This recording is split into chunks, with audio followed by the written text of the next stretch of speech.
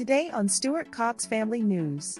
Fears grow over big cities being targeted by migrant super gangs from Venezuela and Haiti. Haiti declares state of emergency after gangs lead mass prison break. Leave a comment below and now let's see the clip. According to a CNN report from Border Patrol, 38 suspected members from the Tren de Aragua have been arrested. Haiti's government has imposed a state of emergency and a curfew amid surging gang violence. BORTAC units shot and killed a criminal migrant in a remote part of San Diego's sector. And a deadly gang assault. The fastest growing transnational criminal organization that has now infiltrated its way into the United States through various sectors of the U.S.-Mexico border. U.S. Embassy in Haiti is urging citizens to leave the country from the capital's main prison that allowed thousands of inmates to escape. We're getting gang members from Venezuela. We're getting MS-13. I think some countries are actually emptying their prisons onto the United States. And they come from lawless places. They have no respect for the rule of law or police or authorities. And they pretty much do whatever they please. They live in an underground society. Migrants with criminal convictions apprehended by Border Patrol. There's been over 6,000 of them.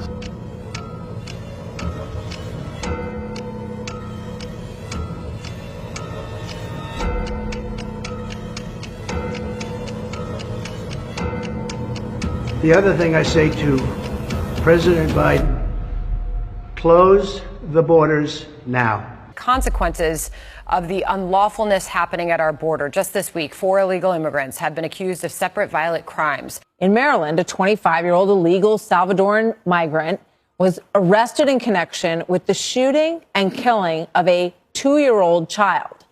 In Virginia, a Venezuelan migrant charged with sexually assaulting a 14-year-old girl. In Louisiana, a Honduran migrant was arrested for allegedly raping a 14-year-old and stabbing a man during a robbery. American people, we are at a very dangerous intersection right now in this country. The intersection of crime and immigration. Students at the University of Georgia came together to say good things and to say goodbye to 22-year-old Laken Hope Riley. It is so obvious to me why it feels so dark right now, and that is because we lost one of the brightest lights that there's ever been. So some Democrats and the media trying to portray the horrific murder of young Laken Riley by an illegal immigrant as just one instance that Republicans are seizing on. But it's not true. There are many terrifying cases that are adding up across the country. We're getting gang members from Venezuela. We're getting MS-13. I think some countries are actually emptying their prisons like Castro did in 1980 onto the United States. And they come from lawless places. They have no respect for the rule of law or police or authorities. And they pretty much do whatever they please. They live in an underground society. That alone, is a criminal act. I mean, everything's black market. So, criminals, spies, terrorists. And it's a self-inflicted wound on this country. The mayor of Athens, Clark County, Kelly Gertz, knows this, but held a press conference and lied to his people's faces. This term sanctuary city doesn't have a sole legal or procedural definition. Liar. Many of the elements will be time for questions. You are guilty and got blood on your hands for this murder, sir. And no policies have been adopted by the mayor and commission that have created sanctuary city status in Athens. You need to resign. One protocol that sometimes arises. Resign now. You allow One protocol. this to happen. You're fired. You're fired. You need to go, sir. We don't want to hear from you no more. You're not defending us. You're not upholding your oath of office, sir. You are lawless. You are a criminal. We created this government and we pay your salary. You do what we want you to do, not what you want to do. BORTAC units shot and killed a criminal migrant in a remote part of San Diego's sector. The BORTAC unit was deployed, and unfortunately, this was the fallout from this. Yeah, these guys are so bold that they thought they could take on BORTAC. Not a good day for them. One of them was killed on the scene. Brandon, the overall criminal element, though, we got some reporting on there. The migrants with criminal convictions apprehended by Border Patrol. There's been over 6,000 of them. Can you talk to the severity of what's going on, especially now? You got new polling saying that many folks are calling it an emergency. 41% of Americans say that it's an emergency. Can you talk about the criminal elements that Border Patrols are having to deal with now? Yeah, and what's crazy about that number, that 6,000 number, is that's just what we know of. Those are people with criminal records here in the United States or have an Interpol hit. We just don't know of their criminal records in their own countries. We don't have access to those databases. So these individuals that could be crossing our borders illegally, they could be murderers, they could be rapists. We know that we're dealing with potential murderers and rapists that have criminal records right here in the United States, but we just don't know what it is in other countries, and that's one of the really dangerous aspects of border security. And that's one of the problems when we can't vet these people. When we're dealing with 5,000, 6,000, 7,000 apprehensions every single day, you're not going to be able to properly vet them before they are released into the United States. And that's why we're seeing a crime surge here. That's why you're seeing all the robberies in New York City. That's why you're seeing, and this is so unfortunate, the Laken Riley incident. That's why we're seeing all of the crime that is coming from our border into the United States. Look, Lawrence, it's really frustrating to every single one of us. We could get this under control tomorrow, and all it would cost us is proper policy. Brandon, I'm so glad that you brought up Laken Riley, because Mayorkas was asked, the Secretary of Homeland Security, about Laken Riley and the murdered student. And this is what he had to say about the illegal immigrant that was in the country. He said they didn't know. Watch. Should this man have been deported? One individual is responsible for the murder, and that is the murderer. And we work very closely with state and local law enforcement to ensure that individuals who pose a threat to public safety are indeed our highest priority for detention and removal. Was there a breakdown in the system? If a city is aware of an individual who poses a threat to public safety, then we would request that they provide us with that information so that we can ensure that that individual is detained. We were not notified in this instance. Intentionally being deceptive, though, Brandon, because they don't work with sanctuary cities, and the White House supports sanctuary cities. Yeah, it really makes me sick, every single thing that you heard from him right there. He says, if there's a threat to public safety. That's a huge definition. What could be a threat to public safety? What one person considers a threat compared to another person? It doesn't matter. Every single person that gets arrested here in the United States by law enforcement here, we should be notified about it. It doesn't matter whether it's a threat to public safety. It doesn't matter how small the crime is. We should be notified, and we should be able to go take that individual into custody. Then, of course, you've got this this constant statement. Well, illegal immigrants, they commit crimes at a lower percentage than United States citizens. That doesn't matter. Anybody that commits a crime here in the United States, whether they're here, they should be deported. This election year, the border is the top issue again. The second biggest concern, the government. You see what's going on here? Now, this poll was taken before Biden's migrant murdered a college kid in Georgia, and another Biden migrant sexually assaulted a kid in Virginia. So expect these numbers to go up. And it's not just safety. We're losing money. We're spending billions treating illegals like visiting foreign dignitaries, lavishing them with free hotel rooms, culturally appropriate meals, spending money, phones, college tuition, sex changes. Georgia's governor is demanding answers from President Biden and his immigration authorities. Laken's death is a direct result of failed policies on the federal level and an unwillingness by this White House to secure the southern border. Authorities believe Ibarra illegally entered the U.S. in 2022 and has several run-ins with law enforcement since then, but was paroled or released before customs enforcement agents could step in. His brother, who was also arrested for allegedly carrying a fake green card, was also arrested before by local authorities and released. Americans are sick and tired of being lied to by pathetic politicians who think we can't read the laws they write behind our backs. We investigated Georgia law. The state prohibits sanctuary cities. But these wicked little mayors, like this guy, while everyone's distracted, create loopholes to prevent their towns from working with ICE. So they can brag about how kind and compassionate they are towards migrants. And then when Americans are murdered by migrants, these fringe libs lie and cover their hides and claim, oh, we're not a sanctuary city, even though they bragged about it 5 years ago. Watch. And whereas white nationalists and xenophobes have been emboldened by some politicians and members of the media And we recognize that our entire community, not just people of color and immigrants, is harmed by the existence of white supremacy in our community going unchallenged. And whereas our immigrant and undocumented neighbors, especially those of Latinx heritage, face daily fears and threats from individuals and institutions such as ICE, and whereas for the Athens community to be whole, it is necessary that families and loved ones remain together and that all people, including those without documentation, feel welcome and comfortable. You see, Kelly welcomed illegals, shut out ICE, now an American girl's dead. It wasn't white supremacy that killed her, it was white guilt. And we don't care what color migrants are. America's the land of immigrants. But protecting criminal illegals from deportation doesn't make you look like you have a big heart. Makes you look like you have a small brain. And anybody who uses the phrase Latinx is a joke. This guy Kelly, who just said it's not a sanctuary city, then says we had to make it a sanctuary city to protect migrants from Trump.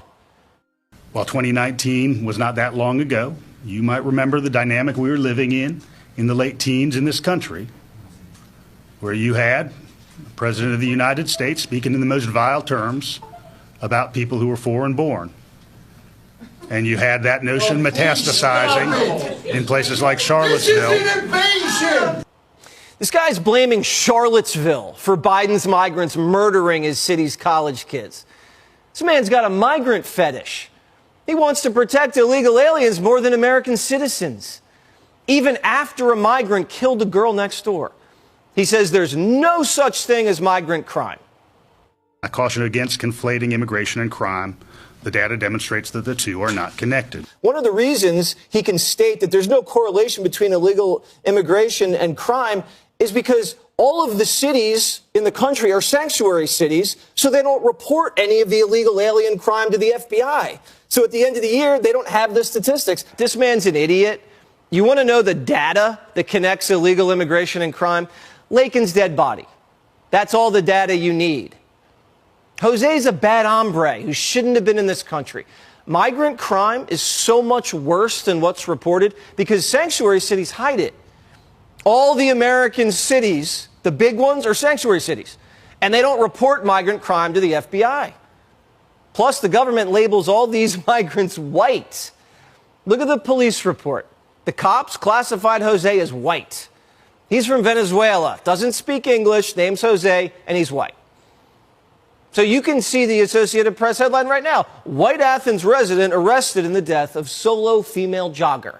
This is getting insane. Jose from Venezuela, God knows how long his rap sheet is there, caught and released at the border in New York and in Georgia. Now a girl's dead, and the left is protecting the reputations of the migrants instead of the lives of Americans.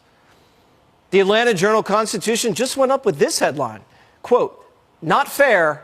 After UGA killing, Venezuelans in Georgia worry about backlash." Oh my gosh. The poor illegal immigrant Venezuelans who broke into the country are worried? Well, the Venezuelans should be worrying about the backlash. The media is worrying about illegal aliens worrying instead of worrying about how to stop Venezuelans from killing us. How about they worry about that? And Griff, for more on this tragic story, retired FBI Assistant Director Chris Wecker joins us now. Thank you so much for being here. You know, I want to get your reaction to what we have learned about the suspect. But while we talk, I want to put up again the list of charges that this man is accused of doing to this young woman. Again, Mr. Wecker, your thoughts on the suspect? Yeah, unfortunately, I hate to beat this immigration issue, border issue to death here. But you can draw a direct line between the open borders and this death. We don't know who's coming across the border. You know, this young man didn't just spontaneously combust into being a criminal overnight. This is someone who has committed crimes before. He's committed crimes in the United States, as a matter of fact. But we have no way of vetting these people, whether he was a gotaway or whether he was actually processed, and it sounds like he was. He was paroled into the country. We can't talk to Venezuela. We don't know what his criminal record is in Venezuela, and I would guarantee you there is one. So what we're doing is unleashing criminals and terrorists and spies into our country, you know, willy-nilly. I mean, we don't know who's coming in. Right. Well, and again, he crossed illegally in September of 2022 at the El Paso borderline and again released into the United States on parole. Earlier this morning, Tom Homan, the former acting director of ICE, had this to say. Take a listen. This young lady suffered a terrible death, a violent death, fighting for her life. Another U.S. citizen family is going to bury their child because of this open border. They're going through hell because this government has failed them. We got to save lives, and you do that by securing the border.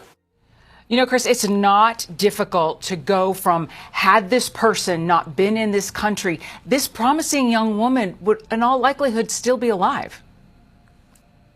No doubt about that. Tom's spot on. I mean, we have opened the borders to, and I'm not saying everybody that comes across the border is a terrible person, but there's a high enough percentage, the risk is so high that it's unacceptable. We're getting gang members from Venezuela. We're getting MS-13. I think some countries are actually emptying their prisons like Castro did in 1980 onto the United States. And they come from lawless places. They have no respect for the rule of law or police or authorities. And they pretty much do whatever they please. They live in an underground society. That alone, you know, is a criminal act. I mean, everything's black market. So, you know, criminals, spies, terrorists.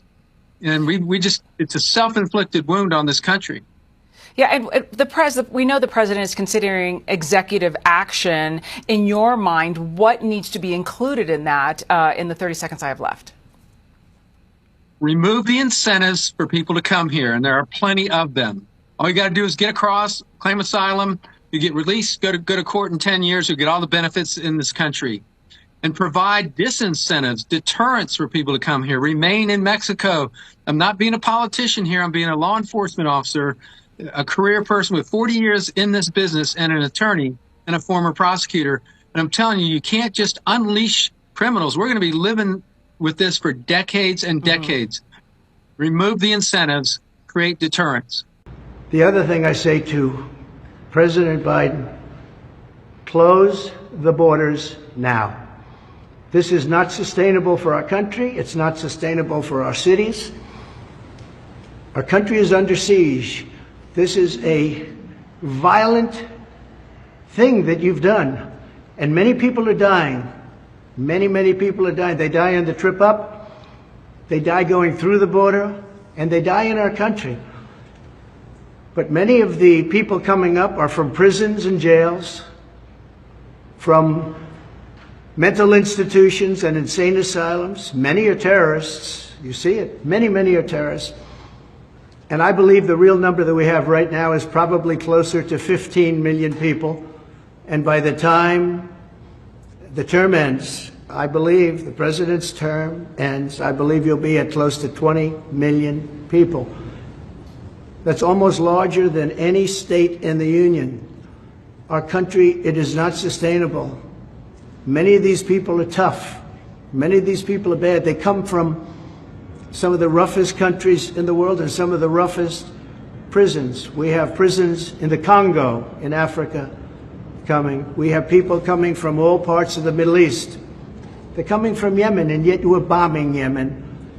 You have to stop. You have to close the border. You have absolute authorization. You don't need Congress. I had the safest border in the history of our country, and I didn't use Congress for it. And then I built hundreds of miles of wall, and the reason I built it and how I built it was I considered it an invasion of our country, and I took the money from the military, and the Army Corps of Engineers did it with me, and we did a great job.